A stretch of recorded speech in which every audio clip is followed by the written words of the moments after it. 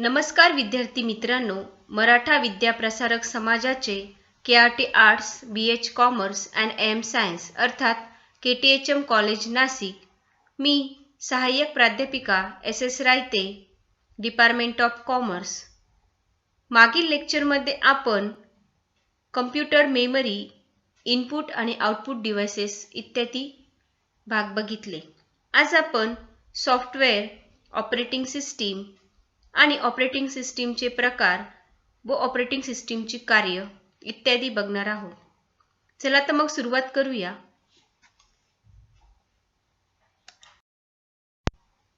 सर्वप्रथम आज आपण बघणार आहोत सॉफ्टवेअर.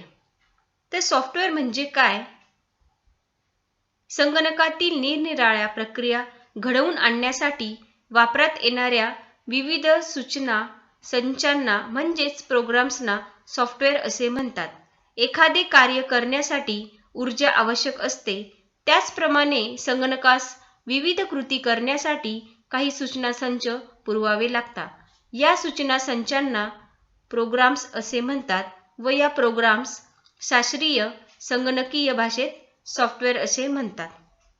तर एखादे विशिष्ट काम संगणकाकडून करवून घेण्यासाठी द्यावयाच्या सूचनांना किंवा संचांना सॉफ्टवेअर असे म्हणतात. थोडक्यात असे म्हणता येते की संगणकाने कोणते काम करावयाचे आहे याची आज्ञा या सॉफ्टवेअरद्वारे दिली जाते. तर सॉफ्टवेअर म्हणजे संगणकावर वापरला जाणारा प्रोग्राम होय. या प्रोग्रामद्वारे विशिष्ट कमांड देऊन तसेच विशिष्ट माहिती देऊन आपणास हवे ते आउटपुट मिळवता येते. सॉफ्टवेअर ही कम्प्युटर वापरताना लागणारी आवश्यक गोष्ट आहे. संगणकाच्या हार्डवेअर डिव्हाइसला आपण ज्या वेगवेगळ्या कमांड आणि सूचना देतो, त्या कमांड आणि सूचना देण्यासाठी काही विशिष्ट प्रोग्रामची गरज असते. या प्रोग्राम्सला संगणकाचे सॉफ्टवेअर असे म्हणतात. आता आपण बघणार आहोत ऑपरेटिंग सिस्टीम.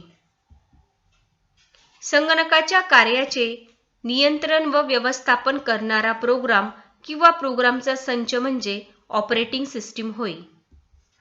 ऑपरेटिंग सिस्टीम हे एक खास सॉफ्टवेअर आहे जे संगणकावर अनुप्रयोग प्रोग्राम आणि इतर सिस्टीम सॉफ्टवेअरसह इतर सर्व प्रोग्रामच्या अंमलबजावणीवर नियंत्रण ठेवते आणि त्याचे परीक्षणही करते. तर संगणकाचा आणि काम करणाऱ्या व्यक्तीचा संगणकाशी सुसंवाद व्हावा यासाठी कोणत्या तरी माध्यमाची गरज असते. हा संवाद प्रोग्रामच्या माध्यमातून साधला जातो. त्या प्रोग्राम्सला ऑपरेटिंग सिस्टीम असे म्हणतात किंवा OS असे देखीलही म्हटले जाते. तर DOS, युनिक्स, विंडोज, ॲपल सारख्या ऑपरेटिंग सिस्टीम आहेत. त्याचप्रमाणे Windows 7, Windows XP, Windows 8, Android, Linux, त्यानंतर अँड्रॉइड विंडोजमध्ये भारतात वापरल्या जाणाऱ्या सर्वाधिक लोकप्रिय ऑपरेटिंग सिस्टीम आहे. तर ऑपरेटिंग सिस्टीम हा संगणकातील सर्वात महत्त्वाचा आणि इम्पॉर्टंट असा घटक आहे. ऑपरेटिंग सिस्टीमशिवाय आपण संगणकावर कोणतेही कार्य करू शकत नाही. त्यामुळे संगणकातील ऑपरेटिंग सिस्टीम हा सर्वात महत्त्वाचा भाग मानला जातो. आता आपण बघणार आहोत ऑपरेटिंग सिस्टीमचे प्रकार. तर विद्यार्थी मित्रांनो, संगणकातील यांत्रिक घटकांचे नियंत्रण करणाऱ्या व वापरकर्ता आणि संगणक यात आंतरक्रिया घडवून आणणाऱ्या सॉफ्टवेअर प्रणालीस ऑपरेटिंग सिस्टीम असे म्हणतात. ऑपरेटिंग सिस्टीमचा विकास घडवून येत असताना तिचे विविध प्रकार निर्माण झाले आहेत. ऑपरेटिंग सिस्टीमचे प्रकार पुढील प्रमाणे जाणून घेता येतील.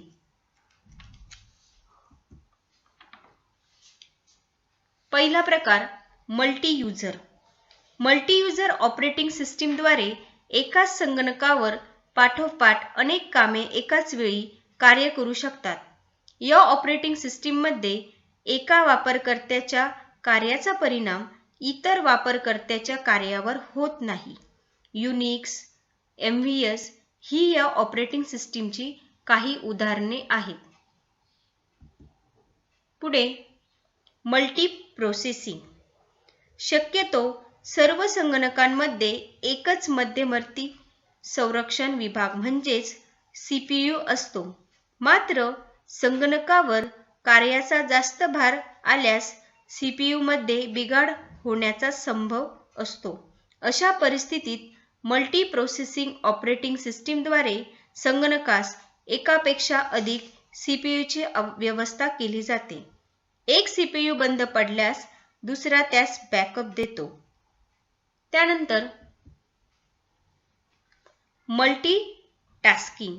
या ऑपरेटिंग सिस्टीमचा वापर आजच्या काळात लोक डेस्कटॉप व लॅपटॉप संगणकावर मोठ्या प्रमाणात करतात.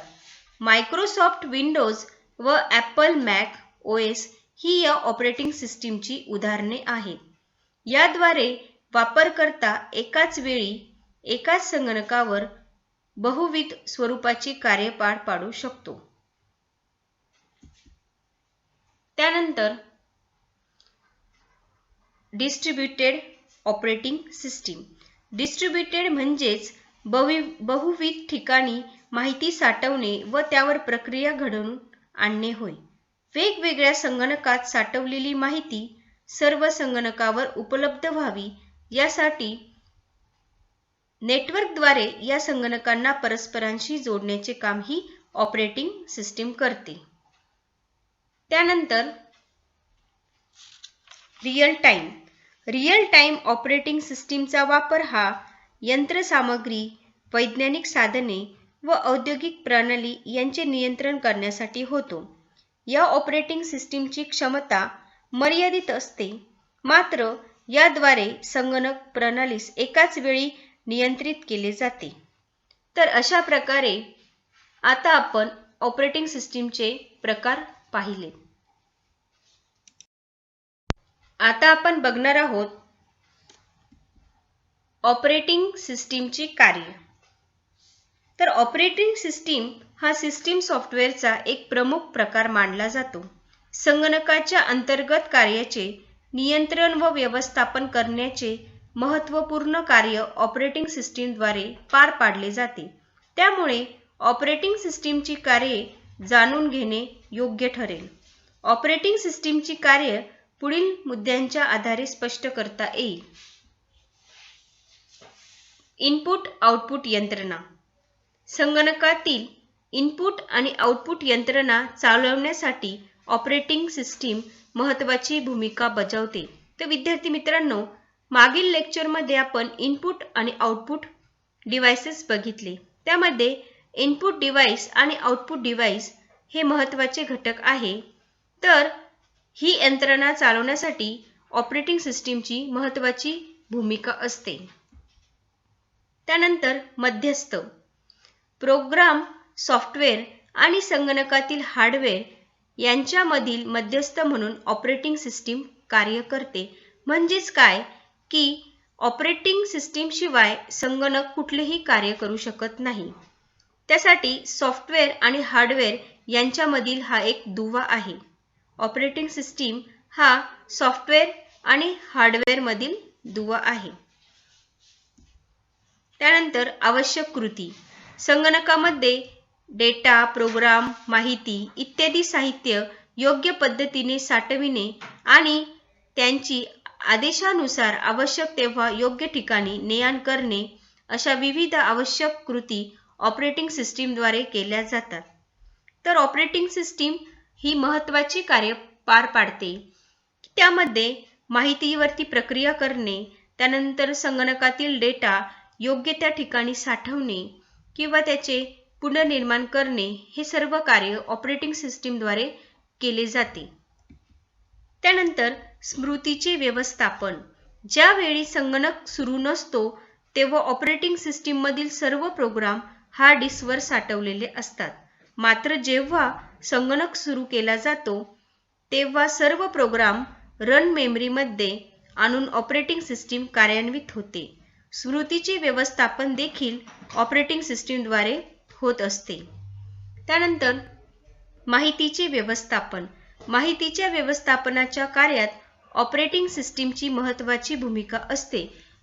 म्हणजेच काय की जी काही आपण माहिती संगणकामध्ये साठवली जाते ती सर्व माहितीची देवाणघेवाण किंवा ती योग्य ठिकाणी त्याची ने-आण करण्यासाठी किंवा त्याच्यासाठी लागलेला पुरेसा साठा हे सर्व कार्य ऑपरेटिंग सिस्टीम पार पाडत असते. त्यानंतर आंतरक्रिया. ऑपरेटिंग सिस्टीमद्वारे संगणक आणि संगणक वापरणारा यांच्यात आंतरक्रिया साधता येते.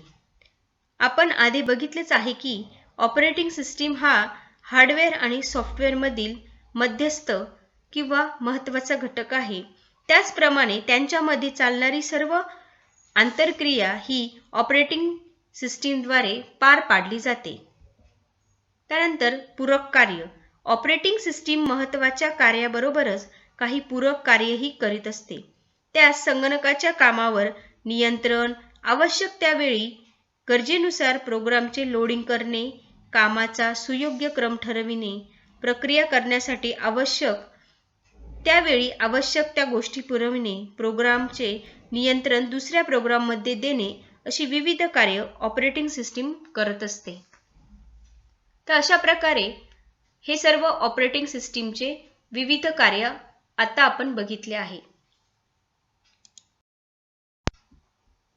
तर विद्यार्थी मित्रांनो, आज आपण सॉफ्टवेअर म्हणजे काय, त्यानंतर ऑपरेटिंग सिस्टीम आणि ऑपरेटिंग सिस्टीमचे प्रकार व ऑपरेटिंग सिस्टीमचे कार्य इत्यादी भाग बघितले. Thank you.